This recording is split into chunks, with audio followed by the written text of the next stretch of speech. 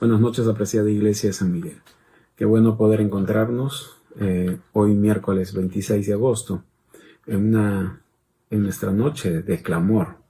Y vamos a continuar la serie y finalizar también la serie que iniciamos hace varias semanas, titulada Fe en Acción, basado en el libro de Santiago. Y el tema que hoy nos toca tratar es una fe que reconcilia.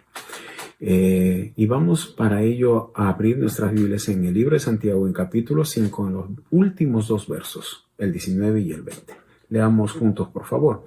Hermanos, si alguno de entre vosotros se ha extraviado de la verdad y alguno le hace volver, sepa que el que haga volver al pecador del error de su camino, salvará de muerte un alma y cubrirá multitud de pecados. ¿Qué debemos hacer cuando alguien en medio de nuestro se aparta de la verdad? ¿Cuál es nuestro deber al respecto? ¿Cómo se evidencia una fe que reconcilia? De eso se trata el tema de hoy. Y para ello voy a pedirle que podamos orar, por favor. Bendito Dios, gracias en esta noche. Háblanos por tu palabra. Háblanos conforme a nuestra necesidad. En el nombre de Jesús. Amén. Amén.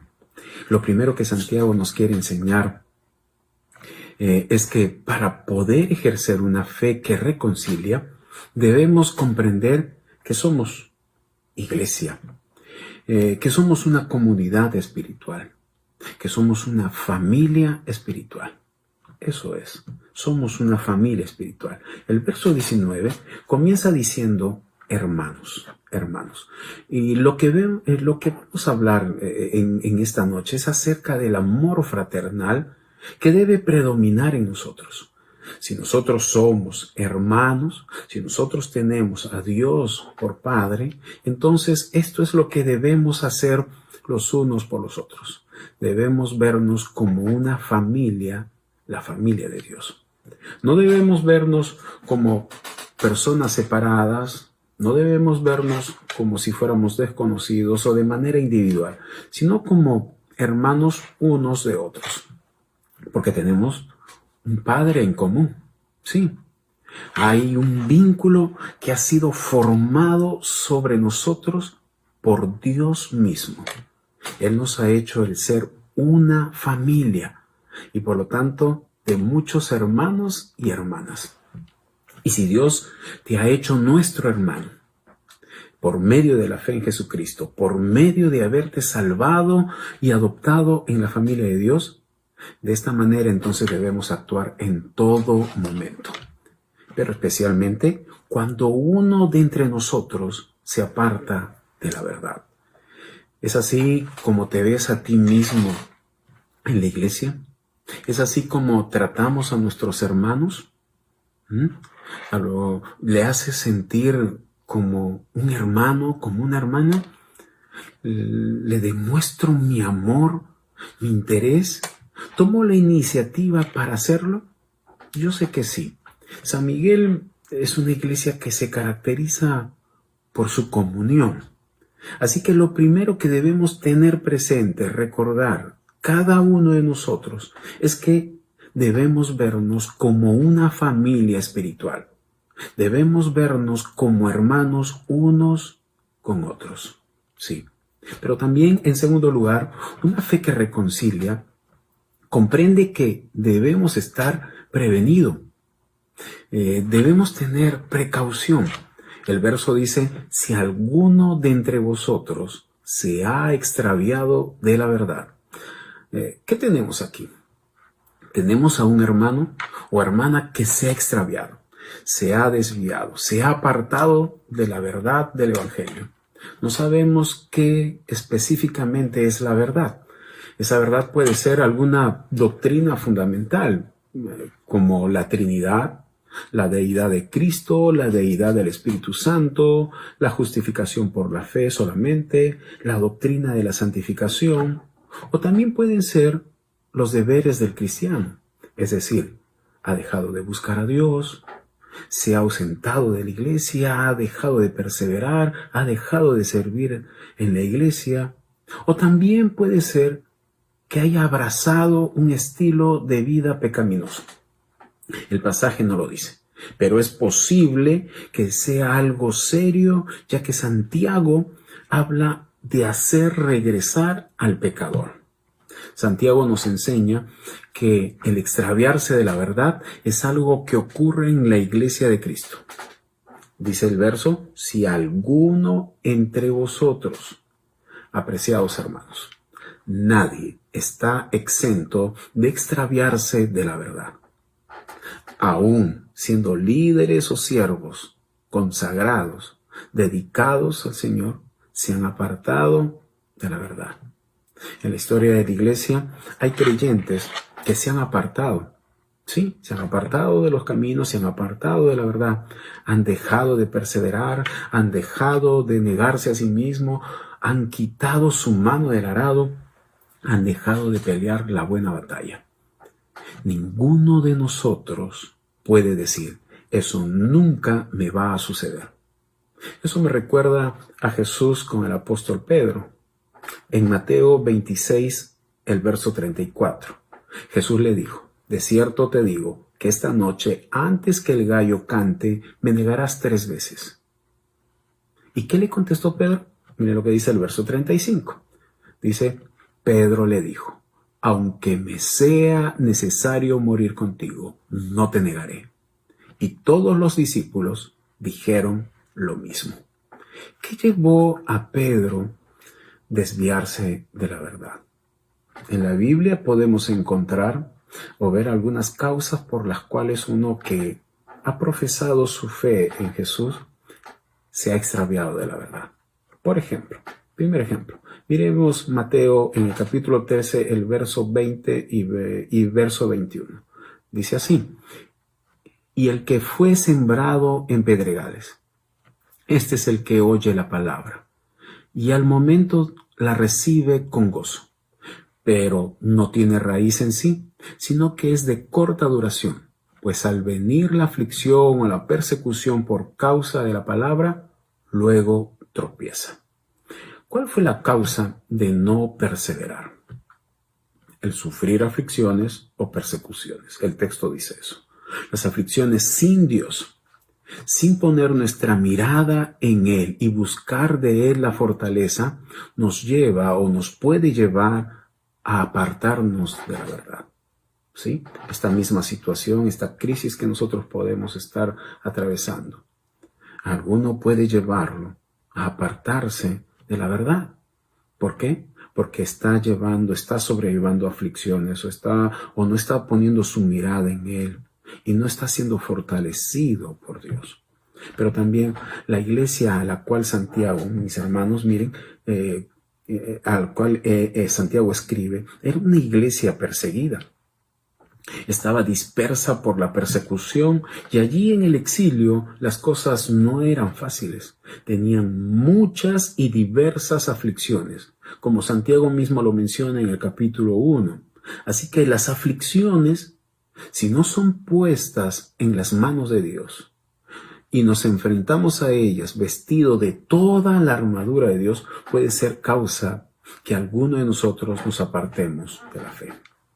El segundo ejemplo, 1 Timoteo capítulo 1, el verso 19 y el 20. Miren lo que dice. Manteniendo la fe y la buena conciencia, desechando la cual naufragaron en cuanto a la fe algunos, de los cuales son Himeneo y Alejandro, a quienes entregué a Satanás para que aprendan a no blasfemar. Aquí tenemos a unos líderes de la iglesia que se extraviaron de la fe, o como dice Pablo, naufragaron en cuanto a la fe. El barco de su fe se hundió. Es así. ¿Cuál fue la causa? Dice que ellos se apartaron de la verdadera doctrina bíblica y no mantuvieron su fe, ni tampoco una buena conciencia, es decir, dejaron de luchar contra el pecado. No lo confesaron. Tuvieron dudas sobre su fe y en vez de trabajar en ello, dejaron que la incredulidad los dominara. Y el resultado en el caso de estos líderes es que fueron excomulgados de la iglesia. Algunos hermanos, antes de apartarse de la fe, descuidaron su vida espiritual. Dejaron de estudiar la Biblia. Sí. Y cuando uno deja de estudiar la Biblia, ¿saben? Nos da comezón de oír y entonces comenzamos a oír otras doctrinas o creencias erradas, malas interpretaciones de la Biblia. Tengamos cuidado, por favor.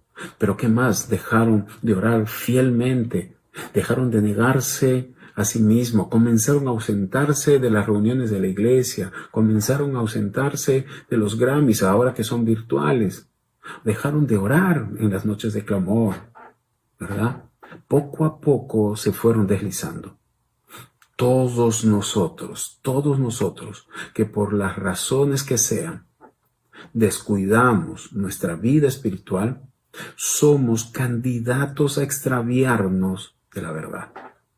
Sí, cada uno de nosotros, si nosotros descuidamos nuestra vida espiritual por cualquiera de las razones, pues también nos volvemos candidatos a extraviarnos de la verdad. El tercer ejemplo es la causa, donde la causa es el pecado, ¿sí? Santiago mismo lo dice en el verso 20 que leímos. Dice así: sepa que el que haga volver al pecador del error de su camino.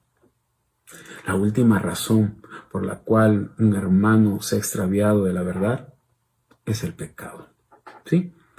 El amar más al mundo que las cosas de Dios es pecado. Dejar de buscar a Dios es pecado. Dejar de luchar contra las tentaciones y ceder ante las tentaciones es pecado. Poner tu trabajo primero antes que el reino de Dios es pecado. Lo lamentable es que un pecado lleva a otro pecado. El daño es como una gangrena que, aunque comenzó en el dedo más pequeño del pie, puede seguir creciendo y creciendo hasta que daña el pie, daña la pierna y demás órganos. Por tanto, afecta su vida, afecta su matrimonio, afecta a sus hijos. Te pregunto, mis hermanos, ¿cómo estamos cuidando nuestra vida? ¿Cómo estamos cuidando nuestra alma? ¿Qué estamos haciendo para preservarla y mantenerla en el camino correcto? ¿Cómo luchamos contra el pecado, contra el desánimo, contra la pereza, contra el error doctrinal, contra las tentaciones, el amor al mundo? ¿Cómo lo enfrentamos? Es una pregunta que tenemos que responderlo, ¿verdad? Pero también, en tercer lugar, una fe que reconcilia comprende que tenemos una responsabilidad, ¿sí? Tenemos una responsabilidad. El verso dice: y alguno le hace volver. Y alguno le hace volver. Nuestra responsabilidad es buscar al que se ha extraviado. Dice Santiago: y alguno le hace volver. Ese alguno es cualquier hermano de la iglesia. Es cualquier hermano de la iglesia. Puede ser usted o yo. Santiago dice: el procurar hacer que un hermano regrese al camino de Dios no es exclusivo como tarea de los pastores o líderes de la iglesia. No es exclusivo. Es tu responsabilidad también. Así lo es. Si algún miembro de la iglesia, movido por amor a su hermano, lo hace volver, le ha salvado. Dice, ha salvado una vida, dice el texto. No tenemos que hacer una reunión, una asamblea para poner por obra este deber. El énfasis del pasaje es a la congregación. Y alguno le hace volver. Ese alguno es usted, ese alguno soy yo. Mi hermano, en esto todos debemos crecer. Hay creyentes que no están en medio nuestro. Hay quienes están jugando con fuego y que son candidatos a naufragar en la fe. Y nosotros somos hermanos unos de otros y tenemos esa responsabilidad de buscarlos, de animarlos, de alentarlos, de exhortarlos. Todos somos llamados a cuidarnos unos a otros. Todos somos llamados a motivarnos al amor, a las buenas obras. Miren, dice Hebreos en el capítulo 10, en el verso 24 y 25, y considerémonos unos a otros para estimularnos al amor y a las buenas obras, no dejando de congregarnos, como alguno tiene por costumbre, sino exhortándonos y tanto más cuando veis que aquel día se acerca. Seamos considerados unos a otros, dice el autor de Hebreos. Valoremos, unos a otros, valorémonos. Eso es lo que tenemos que hacer.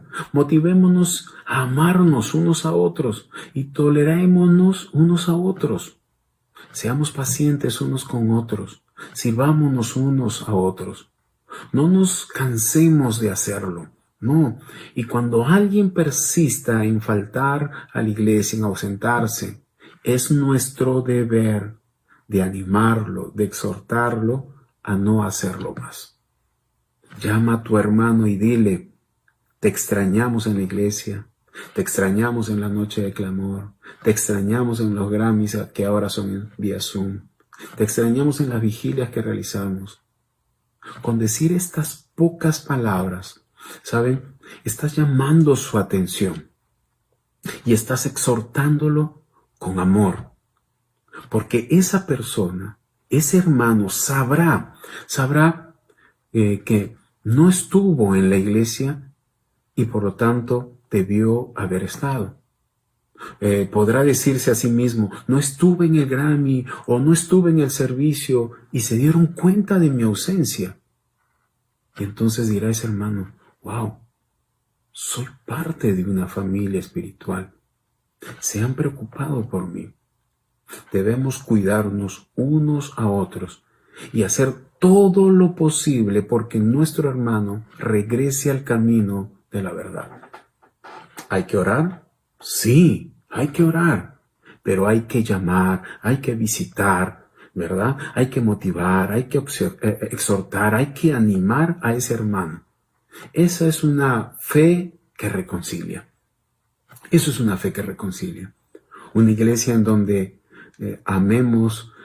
nos amemos de tal manera que no solo nos preocupemos del hermano que no estamos viendo, que se ha apartado, sino que también nos ocupemos de cuidarlo, inclusive de restaurarlo, de exhortarlo en amor. Romanos 15, el verso 14 dice así, estoy seguro, hermanos míos, de que ustedes mismos están llenos de bondad y de todo conocimiento, de tal manera que pueden amonestarse unos a otros. Somos llamados a amonestarnos unos a otros. Y 2 requisitos para hacerlo bien. El texto lo dice, estar lleno de bondad y de todo conocimiento, es decir, sabiduría, con amor y con mucha paciencia, pero con sabiduría. Mis hermanos, la perseverancia del creyente es decisión de cada uno de nosotros, sí, es facultad nuestra, pero también la perseverancia de los santos, de los creyentes, se da en el contexto de la iglesia. Necesitamos a la iglesia, porque es en medio de ella que Dios utiliza, es el medio de la iglesia que utiliza para mantenernos en el camino de la verdad. Sí, Dios utiliza su iglesia como ese medio para mantenernos en los caminos de la verdad.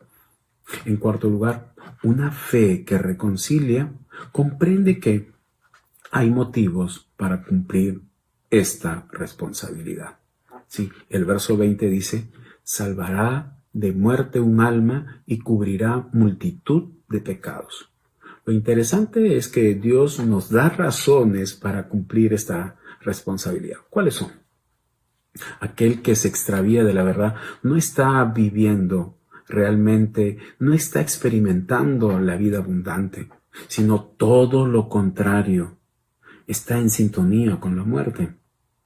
Y Dios nos da un motivo excelente, el ser instrumentos el ser instrumento en la mano de Dios.